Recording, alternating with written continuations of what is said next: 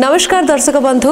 मु आपणकर मधु स्वागत करुच्ची जीवन जिज्ञासा कार्यक्रम आउ एक नूतन अध्याय को तेज आज आम सहित अच्छा ज्योतिर्विद वास्तुविद पंडित चित्तरंजन महापात्र तांको स्वागत करबा एवं आज जो जिज्ञासा रही सामने रखा पाखर उत्तर जाना अनेक अनेक स्वागत आपण को जय जगन्नाथ नमस्कार। तेबे आपण मध्य निहाती भाव देखिथिबे जिते भोजी भात कोठी हुए बेसी माने माने पात्र व्यवहार न करने कदली पत्र को नहीं आसिकी भोजी रे हमें खाती एवं कदली पत्र रे खाइबार ता टेस्ट भी टिके एनहांस हो जाए तार भी स्वाद अलग कि तो कदली पत्र रे मु आमिष खाइबार भी देखी ताकू नहीं कि कौन कहबा चाहिए। कदली पत्र एमती एक पत्र जो पत्र आम आम जगन्नाथ महाप्रभु प्रसाद भी खाऊे आज्ञा जो विशेष भाव में कदली पत्र प्रसाद महाप्रसाद खाए खिया जाऊला मत भी अर्थात मो कहबार उद्देश्य हूँ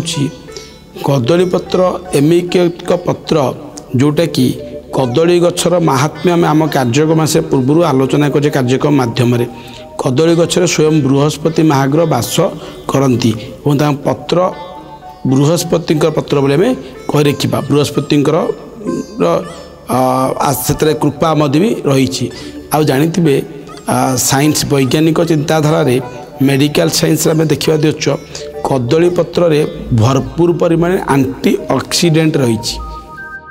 जिते आम कदली पत्र दिहरे कौन सी खाद्य खाऊ विशेष भाव से खाद्य खाइबा द्वारा आमको किसी आंटी ऑक्सीडेंट जोगई थाए शरीर को जहाँकि आमर इम्यूनिटी पावर बा रोग प्रतिरोध शक्ति बढ़ई थाए यहाँ ज्वलंत प्रत्यक्ष उदाहरण आप पत्र खाइले कौन आमको मिले आंटी ऑक्सीडेंट आम किसी अनुभव करूँ प्राय व्यक्ति विशेष द्वंद्व पड़ जाए जो कदली पत्र पड़ी गरम गरम खाद्य से थुआ जा आज्ञा से कदली पत्र जो सतेजटा परिवर्तन हुए जो पत्र रंगटा परिवर्तन हो जाए अर्थ किसी अंश गरम लगी से देखा परिवर्तन हुए अर्थ से जो जो परिवर्तन आसे गरम तू कदलीपत्र स्पर्श आसवा द्वारा जो जिनटा आमको मिले बॉडी की पाचन क्रिया सहायक हुए आम पूर्वज मैंने सब कदलीपत्र खाद्य ग्रहण करुले मंदिर हो देवता मंदिर आपको जानते कदली गछर एड बड़ महात्म्य प्रत्येक शुभ कार्य कदली पत्र और कदली गछ व्यवहार करा जमती कि घर प्रतिष्ठा बाहागर गृह अनुकूल आरंभ कर घर आगे दुटी कदली गछ पोता जा लग जाए जहाँकि एक शुभ सूचना प्रदान करे एत सहित आप कहे ये जो आमिष कहीं खाଇବା निषेध कर जेहेतु सेटा धार्मिक पत्र गोटे धार्मिक चिंताधारा से पत्र रही देवगुरु बृहस्पति से वृक्षर अधिष्ठात्री स्वयं देवगुरु बृहस्पति से गच तो से लगी जो माने जो व्यक्ति विशेष माने मुझे कहली एत महात्म्य अच्छी बॉडी को एत शक्ति शरीर को एत शक्ति जोगाए एत आंटी ऑक्सीडेंट जोगाए एत धार्मिक भावना आम रोचे से पत्र को लेकिन मनर परिवर्तन आसे मनर चिंताधारा परिवर्तन आसे महाप्रभु जगन्नाथ अभड़ा महाप्रसाद आम एत खाऊे आज्ञा आमर किपरि भाव आम से आमिष खाइबा आज्ञा जो माने कदली पत्र आमिष खाऊे माछ मांस एसबू आमिष द्रव्य खाऊे महापाप भोग करेंगे जहाँकि प्रत्यक्ष भाव देवगुरु बृहस्पति ग्रहंकर कोप दृष्टिर शिकार हेबे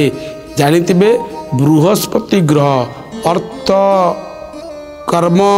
शिक्षा विवाह कारक ग्रह अटंती बृहस्पति जो माने भी सही पत्र कदली पत्र देवगुरु बृहस्पति पत्र कदली पत्र आमिष भक्षण करुवे ये सब कार्य जीवन में बाधा सृष्टि करेब तेणु संपूर्ण भाव बारण करी प्रत्येक व्यक्ति विशेष मानक कदली पत्र केबे भी कौन सी परिस्थिति आमिष खाद्य आमिष द्रव्य भक्षण करंतु नहीं जदि आम सठिक व्यवहार कदली पत्र करवा आम शक्ति आम शरीर कि आम परिवार कि आम मान गोटे सुख और शुभ सहायक होता है आम शरीर कि परिवार कि जमीती कहती आम शाकाहारी द्रव्य भोजन करवा से बिना पियाज रसुण खाद्य बा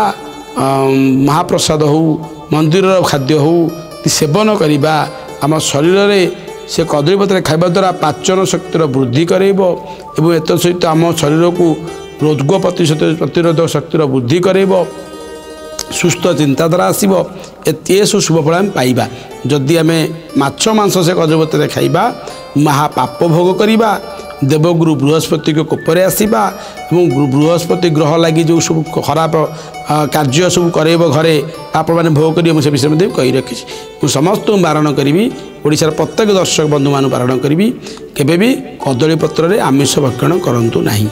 निहाती भाव में अनेक अनेक धन्यवाद आपण को आज ये सुंदर प्रश्न एत सुंदर भाव में उत्तर रखापी तेज एमती ही सुंदर सुंदर जिज्ञासा मध्यम आपण भेट हो पुणी थे देखा आउ एक नुआ जीवन जिज्ञासार अध्याय आज विदाय दिंतु। नमस्कार।